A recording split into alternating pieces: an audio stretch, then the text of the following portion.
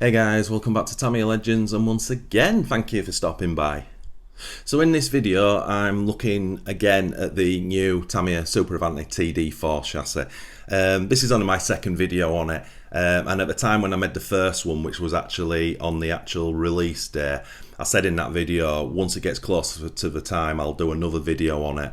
And then the one after this will be when I actually receive mine, because I pre-ordered it straight away, but I think it's due out in November ish, but yeah, that'll probably go into December, could go later. I've not heard anything about that. So a warning, viewers' discretion is needed within this video, because I probably am going to get into a rant about certain issues within the hobby and this car, so I'm warning you up front. I don't like having little rants and getting on my soapbox, but in order to talk about this car and certain things, I'm going to go into areas where I don't normally go, and I'm going to give my opinion on certain things. And when I'm putting my opinion out about other people's opinions, it's going to probably get a little bit messy in the comments. There's going to be a few of those and that, but I'm just going to give you my take on things. So the reason I'm making this video now is because Tamiya have just released another sort of longer, more detailed promo video of a TD4, and it's just the best one I've seen so far. So what we'll do is I'll play that full Tamiya promo video now, so you can watch it all the way through should you've not seen it, and then after that we'll start ranting, talking.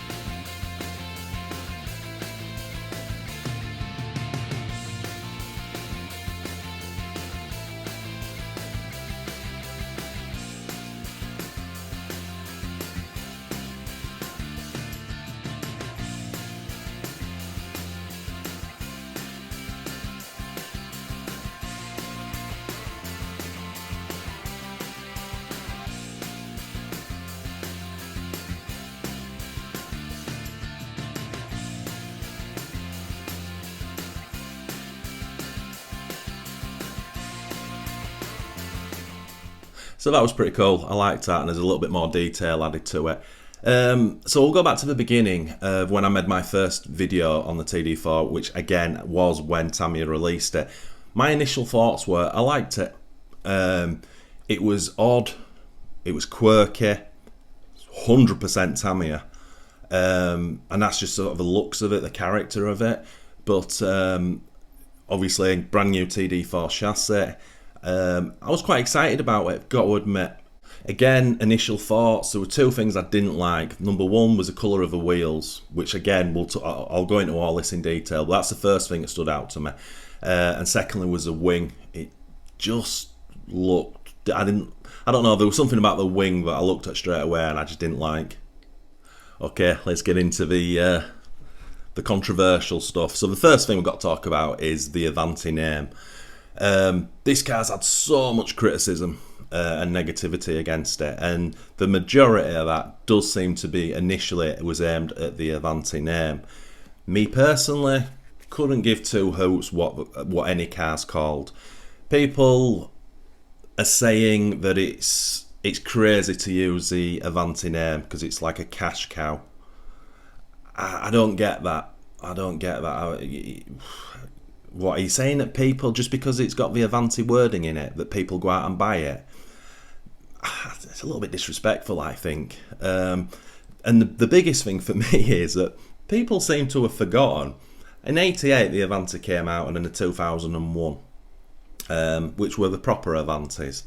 Since then, Tamiya did I can't remember what it's called, the Tamiya Avante Mach 1, and then the Tamiya Avante Aero. Again, can't remember what chassis. Don't like the cars at all. I think one was on a DF4 3 chassis, maybe one was on a DF4 1. Again, can't remember. So the Avante name went with those cars, not the Super Avante. So for me personally, I don't get hung up on the naming of it. Although with all that said, I understand why it's generated this sort of animosity, as it were. But yeah, it's not. Had that been the first car they'd used the Avante naming that was nothing like the original, then I would get it. But it's like people are forgetting to. They're a little bit blinkered, as it were, and they're forgetting these other cars that Tamiya did. I don't know. So for me, yeah, it could have been called something different. It probably would have been better if it had. But the fact that it's called a Super Avante is neither here or there for me. So let's get into the sort of criticism side of it. Now, this is social media, isn't it? Things are different today than they were back in the day, late 80s. Had we had social media back then no doubt when something like the Frog came out, because it's a little bit fuggly, that would have been hammered, wouldn't it? So we're in different times, so we understand that, and everyone's got a voice. It allows me to do this. So that's important that we are in sort of a different time. But I've seen this many times. Now, don't forget, when I'm talking, I'm not just talking about my YouTube channel or other people's YouTube channel and the comments they get. I have a really large Facebook group, so 25,000 members. So there's always the TD4 Super posts in there, so you get to read them. Many times I've seen people say, Tamiya obviously don't know what they're doing. Really? For someone to say that, I think that reflects more on them than what we're actually trying to say. Look, what is Tamiya? What is Tamiya to you? Straight off the bat, Tamiya is probably one of the biggest RC and model companies in the world. For all I know, it could actually be the biggest, because, as we know, they don't just do RC cars. There's the model side of it. There's the minis. There's a model, the building educational models.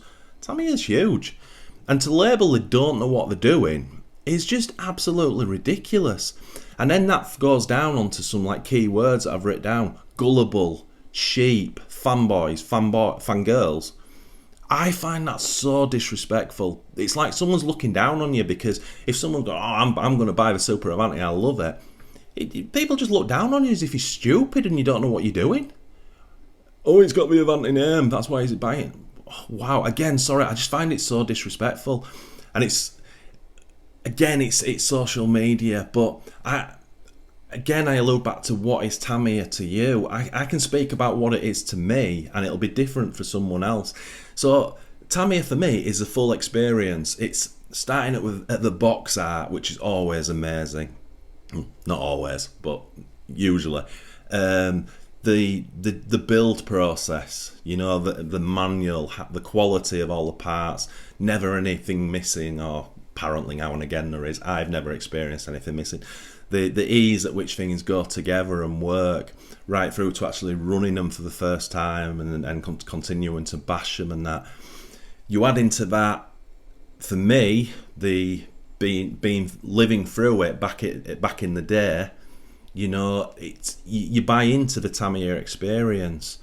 So when they bring a new car out like the TD4, which is stuff with character and it's quirky, for someone like me, it's like, oh yeah, that's really cool. Because what other RC car manufacturer are doing that? You know? Now, on the flip side to that, I think I understand some of that criticism because people want Tamiya to do what they want. But that's not what Tamiya do. Tamiya do what they want. And I can't speak for Tamiya, but I watch a lot of their videos. They're all about fun. They're not about sticking a 6.5 brushless and 3S battery in something. That's not... they're not... well, yeah, they're not into the racing anymore. They've proven in the past, especially with the touring cars in the early 2000s right through, where they dominated touring car with TRF, you know, and they had a good go at the buggies as well and won stuff with them. But obviously it's probably expensive because you've obviously got to pay for top drivers and things. But if they really want to, they can. But the point is, they obviously don't want to. Hence why you get a 540 motor. They don't promote lipo batteries. You know, it is what it is with them. It's about good, clean fun. I've understood that for a long time, and I think when you get into that mentality of what I think Tamiya are about, then the rest of the rubbish goes away. If I hope that makes sense. I think a lot of people want Tamiya to be something they're not. But again, you know, we're blessed with all these other RC brands where you can buy something in China for quarter of a price. It'll be way faster. It'll probably be stronger, and you can really bash it. You know, everyone's got that option. So when Tamiya do something like the TD4 and it gets all this criticism, all these people have all these other brand cars. So sometimes I just don't know where the criticism comes from, and rightly or wrongly, I perceive that as the person saying that who doesn't really get what Tamiya's are about. So with all that said, I'm going to criticise them now. The biggest problem for me personally was the wheel colour. I'm pretty certain they're the Stardish wheels from the the gunmetal grey Plasma Edge 2, and it's the neon colour. The wheels themselves are great, but they don't match the yellow on the body. The yellow is just a basic PS colour. That frustrates me slightly because that for me that had to match. Those wheels should have been dyed the same yellow. Or what I would have actually liked even more was the neon colour, which is basic. This colour, I can't remember what it is. This PS colour that's on the Stadium Thunder. They could have done the yellow in that and it had a neon colour, and then it would have matched the wheels. I also think it would have livened it up slightly. But then again, I understand why they used the yellow, because that matches the original Avante yellow decals. So that's my first beef. The second thing this car's been criticised for, one of many things, but is the battery fitment, how you got to take, I think it's 2 bolts, could possibly 3, and you lift that front suspension mechanism up out, put the battery in and bolt it back down. People are saying it's going to be way too time consuming and fiddly. You could be right, I've no idea. For me, that's not a biggie. There's a lot of cars I can think of that are a little bit fiddly when you're chopping and changing batteries in and out of them. Not that big a deal to me, if I'm honest. The only thing it worries me slightly, if you're doing it in and out a lot, is that going to wear and develop slop? I'm hoping not. But the actual sort of design and mechanics of it, for me personally, it doesn't really bother me. So in that promo video, we got the first look at the front and back ball diffs it comes with. I'm way better with ball diffs now than I've ever been. I understand the constant setup and adjustment of them, so I'm quite happy with that. Probably would have preferred gear diffs just because I'm lazy. But when I pre-ordered the kit, I did pre-order the optional slipper clutch for it as well, which is cool. But But yeah, I thought it was nice. That was the first time I've seen them. I also really like the look of this brand new chassis. The underneath of it, it's not posi screws. It's Allen key. It looks kind of cool, and it looks pretty substantial as well. I believe it's made from something slightly different and stronger. Whether it's got like carbon graphite mixed in with it, I don't know. And all the arms are new and what have you. Looks pretty cool. It's obviously fully adjustable as well, straight out of the kit, which is awesome. I'm not 100% sure if it comes with full bearing set. I would imagine at the cost of it, it probably does.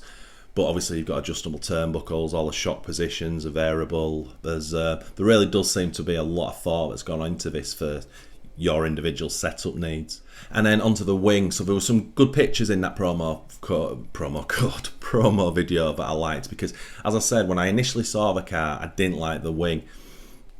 Obviously it was transparent as well.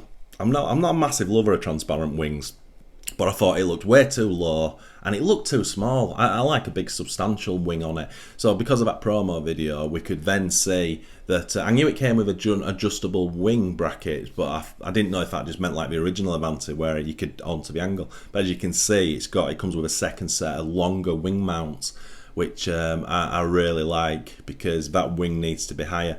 Also in the picture you can see you get how the wing looks when you get it, so it's kind of twice the size if you leave it, and you've got I think you've got 3 or 4 different options.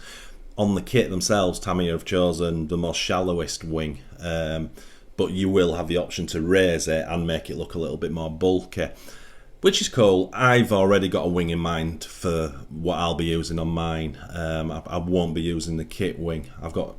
Anyway, we'll talk about that in a bit, but yeah, I found that quite interesting. So all in all, I'm pretty excited about getting hold of this thing. It's exciting because it's new, and it's one of those cars, I don't make running videos as much now, because I used to do it just because I played the YouTube game, and I'd put dents and scratches on stuff I didn't need to do. But with this one, I'm definitely really looking forward to getting my hands on it and getting it out and comparing it to all the other stuff I've driven. Because as I say, it looks a capable buggy. That doesn't mean that every Sunday morning all the club race meetings are going to be full of TD4s. I'm not saying that, but in the world of Tamiya, it looks pretty cool, I've got to be honest. So as I say, everything's on pre-order when mine lands. I'm not going to go in to tell you what I'm going to do with mine, but mine is going to look different. But I'm waiting for some pieces of information and some more hop-ups if Tamiya are going to release them, to how the actual paint job's going to look. But it's going to have different wheels and tyres on. It's going to have a different wing on. And it's going to be decal different, which I'm excited about. The only thing I'm kind of waiting for, because it's got those transparent windows at the front for the inboard front shocks, I want to know what hop-up Tamiya shocks I can put on it. Now, obviously they come with black CVAs, and because they've left that bit transparent, surely they're either going to make and introduce a new set of shocks for it, bling shocks, or they'll let us know what, like, a set of variation small bore shocks might fit. Because obviously with a bit of bling alloy and blue springs and stuff, that bit will come alive. So I'm kind of waiting to hear what shocks are going to fit. My gut feeling is a full set of variation shocks will bolt straight on and it'll look cool. So I'm hoping that's all settled before the kit comes, so I can do that in one hit. As I say, the slipper clutch is on order. There's another hop-up. They released 2 hop-ups at the same time as the kit, and I cannot remember for the life in me what the second one was, but I ordered them as well. But I am keeping my eye out to see if anything else comes, because yeah, it looks like something I want to hop up to the max if I can.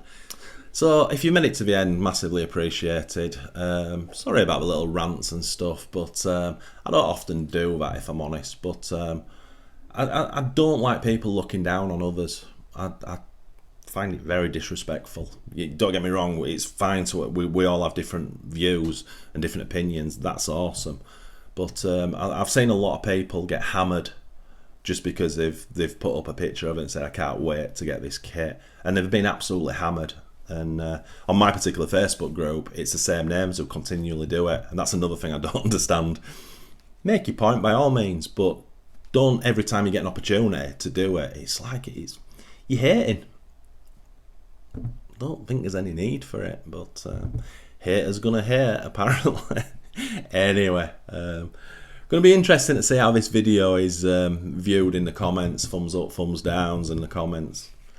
Anyway, I'll jump into those now and see what you guys and girls think. So, thanks so much for watching. It's massively appreciated. You will see the TD4 as soon as it lands here, whenever that is. So once again, my friends, thanks so much for watching, and enjoy the rest of your weekend.